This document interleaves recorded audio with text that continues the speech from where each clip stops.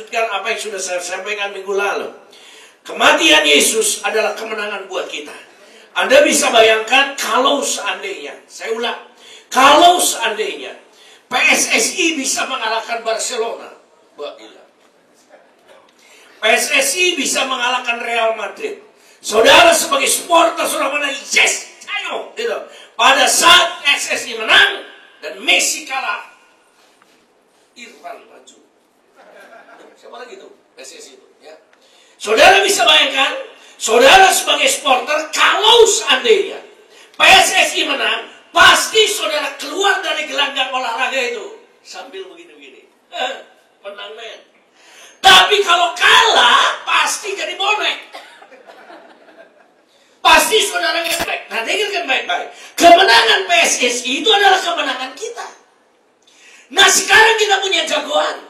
Saudara, jagoan kita namanya Yesus. Dan dia menang. Nah, kalau dia menang, itu kemenangan kita. Kalau seandainya kemenangan saudara, apakah saudara pernah melawan iblis? Kan enggak. Tetapi kemenangan yang ada sama kita, itu adalah karena pemberian dari Tuhan. Oleh karena itu, saudara sekalian, jangan disia-siakan. Sama seperti orang tua yang saya katakan, sudah cari uang habis-habisan, sudah beli rumah, mati-matian dia berjuang buat anaknya. Setelah menjelang meninggal, dia berkata, anakku, aku berikan ini buat kamu. Kamu gak usah kerja berat, aku kasih. Nah, saudara bisa bayangkan kalau sudah diberikan kepada anak itu, lalu disia-sia. Papamu yang sudah mati bangkit lagi dulu. Ngerti terus sekalian. Nah, saudara bisa bayangkan, Yesus mati buat kita. Yesus menderita buat kita. Yesus mengalahkan iblis buat kita. Kalau Yesus mau mengalahkan iblis buat dia, nggak usah pakai mati. Nggak usah. Tinggal Yesus dari sorga tinggal teriak, iblis mampus kau, matilah. Aduh, gampang banget. Tetapi Yesus mati untuk merebut power yang sudah diberikan kepada manusia, yang direbut iblis. Manusia pertama kali diciptakan sudah memiliki power. Bilang amin. Yes, gitu. Tuhan sudah beri kekuatan. Manusia diciptakan seperti gambar Elohim. Sama. Bahkan Alkitab berkata manusia dijadikan apa? Hampir sama. Hampir sama dengan Tuhan. Saudara bisa bayangkan kurang apa? Tetapi saudara sekalian, power, kekuasaan, kekuatan yang sudah Tuhan berikan pada manusia direbut sama iblis dengan cara yang licik. Kalau iblis menyerang manusia dalam keadaan dia sebagai iblis, pasti kita menang lah. Adam pasti menang. Nah, iblis pintar, dia pakai tipuan. Sampai karena tipuannya, maka kuasa Tuhan yang diberikan pada manusia diambil oleh iblis. Sekarang Yesus mati, Yesus menderita, dan maut dikalahkan. Kemenangan ada di tangan Yesus, dan sekarang ada di tangan saudara. Sekali lagi, iblis tidak bisa merebut kemenangan Yesus yang ada di tangan kita. Tapi iblis bisa membuat Anda impoten dan tidak bisa menggunakan power itu. Ini yang bahaya. Sekali lagi, belum baca ya? Belum. Oke, baca dulu nih. 1 Korintus 15 ayat 55 sampai 58 demikian firman Tuhan. Hai maut, di manakah kemenanganmu? Hai maut, di manakah sengatmu? Yang ngomong siapa nih? Hai maut, di mana kemenanganmu? Ini yang ngomong manusia apa Tuhan? Yang kencang yang kencang. Sekali lagi. Manusia. Hai maut, di manakah kemenanganmu? Hai maut, di mana sengatmu? Teruskan. Sengat maut ialah dosa, dan kuasa dosa ialah hukum Taurat. Tetapi syukur kepada Tuhan. Tetapi syukur kepada Tuhan yang telah memberikan kepada kita kemenangan oleh Yesus Kristus Tuhan kita. Gini. Yesus menang, semua bilang amin. Sekarang kemenangan ada di tangan dia. Oke. Saya mau ingatkan pada saudara, salah kalau ada pendeta yang bisa yang berkata Yesus merebut, iblis merebut kemenangan. Enggak mungkin iblis bisa merebut ini. Enggak mungkin. Kalau iblis mau merebut kemenangan Iblis harus bunuh Yesus dulu. Dia harus kalahkan Tuhan dulu. Dan sampai lebaran monyet, iblis tidak akan mungkin mengalahkan penciptanya. Tapi iblis bisa membuat dia tidak mempergunakan ini. Iblis bisa membuat manusia impoten sampai tidak bisa mempergunakan ini. Saudara ngerti impoten ya? Impoten itu ada nggak? Bingung dia jawabnya. Khusus buat laki-laki aja yang jawab. Impoten itu ada nggak? Ada. Ada kan? Ada Pak. Tapi nggak bisa menggerakkan. Seperti sekalian. Menggerakkan. Coba dulu. Nangkap ya sekalian. Ada. Tapi dia nggak bisa menggunakan ini. Nangkap ya. Nah saudara sekalian. Iblis berusaha sedemikian rupa sampai orang ini nggak bisa menggunakannya, lalu dijatuh. Sehingga akhirnya dia kandas. Oleh karena itu, saudara sekalian, kemenangan yang sudah Yesus raih dengan begitu susahnya, yang sudah diberikan kepada manusia, kita harus mempertahankannya sedemikian rupa supaya jangan sampai hilang. Semua bilang apa ya? Iblis terus berusaha supaya Anda nggak bisa mempergunakan itu. Iblis berusaha supaya Anda tidak bisa menggunakan power itu. Caranya, pegang ini.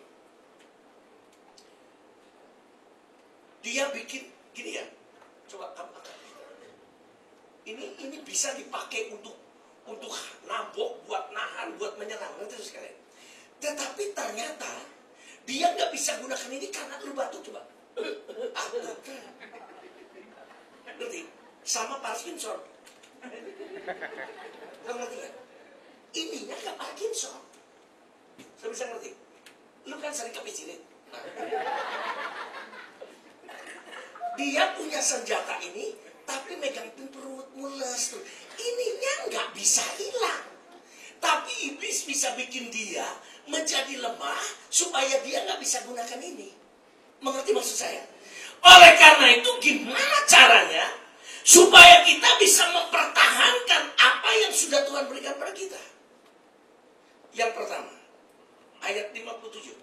Ayat 57. Tetapi syukur kepada Tuhan yang telah memberikan kepada kita kemenangan. Iya. Berarti saudara sekalian, yang pertama, kita harus hidup di dalam kekuatan kemenangannya Tuhan. Kemenangan Yesus adalah pada saat Yesus mati dan Yesus bangkit. Nah, siapa yang membangkitkan Yesus? Itulah powernya. Oh Pak, Yesus bisa bangkit sendiri. Benar. Tapi Yesus pakai pola. Nah, kita berkata, Roh Kudus itu yang membangkitkan Yesus. Semua bisa bilang amin? Apa nggak bisa Yesus naik ke sorga tanpa awan? Kan sudah dijelasin. Kenapa mesti ada awan? Nggak usah pakai awan juga nanti hilang sendiri. Tapi Alkitab berkata awan menutupinya. Kan itu menggambarkan hadirat Tuhan. Menggambarkan Roh Kudus. Itu yang pertama. Oke? Tidak bisa tidak, kita harus hidup dari kekuatan yang mengcover ini. Saya nggak jelaskan ulang. Sekarang yang kedua ya. Supaya tuntas. Tadi nggak selesai.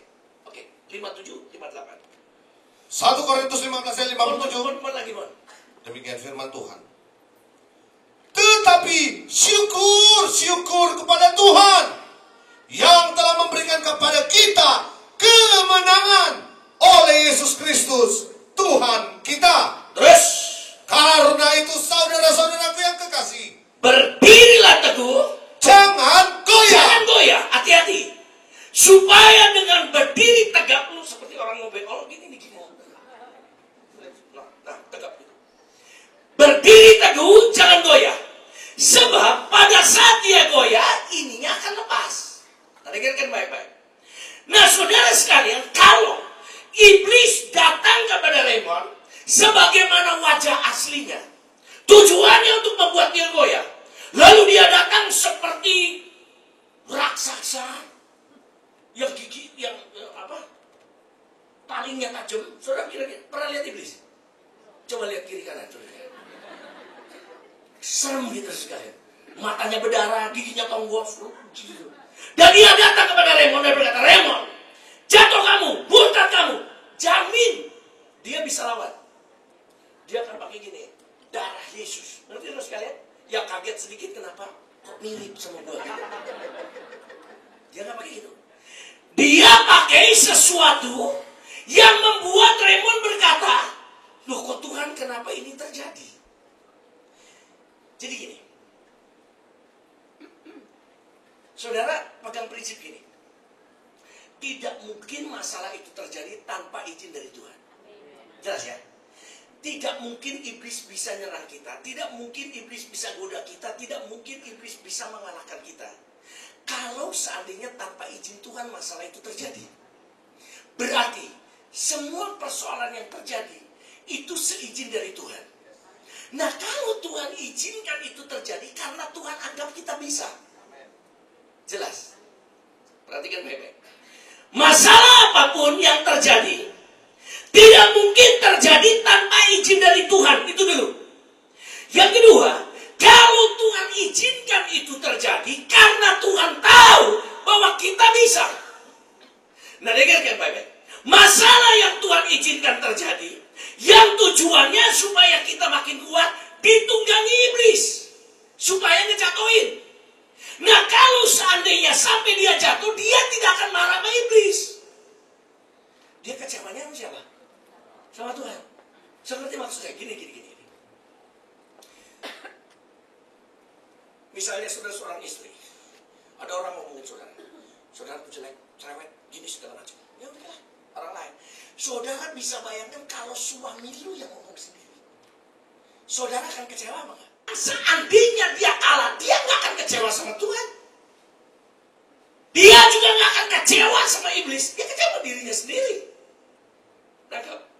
Nah sekarang, kalau Tuhan yang izinkan itu terjadi, dan akibat apa yang Tuhan izinkan terjadi, dia jatuh. Waktu dia jatuh, dia kecewa sama Tuhan dan berkata apa? Tuhan, katanya Tuhan tidak izinkan masalah lebih dari kekuatan kita. 1 Korintus belum, Mermon. 1 Korintus 10 ayat 13, demikian firman Tuhan. Pencobaan-pencobaan yang kamu alami, Iya. ialah pencobaan-pencobaan biasa. Yang biasa, teruskan. Yang tidak melebihi kekuatan manusia. Jadi, kalau masalah itu terjadi, artinya masih di bawah levelnya kita. Ngerti kan? Masih di bawah kemampuan kita. Lanjut. Sebab Tuhan setia.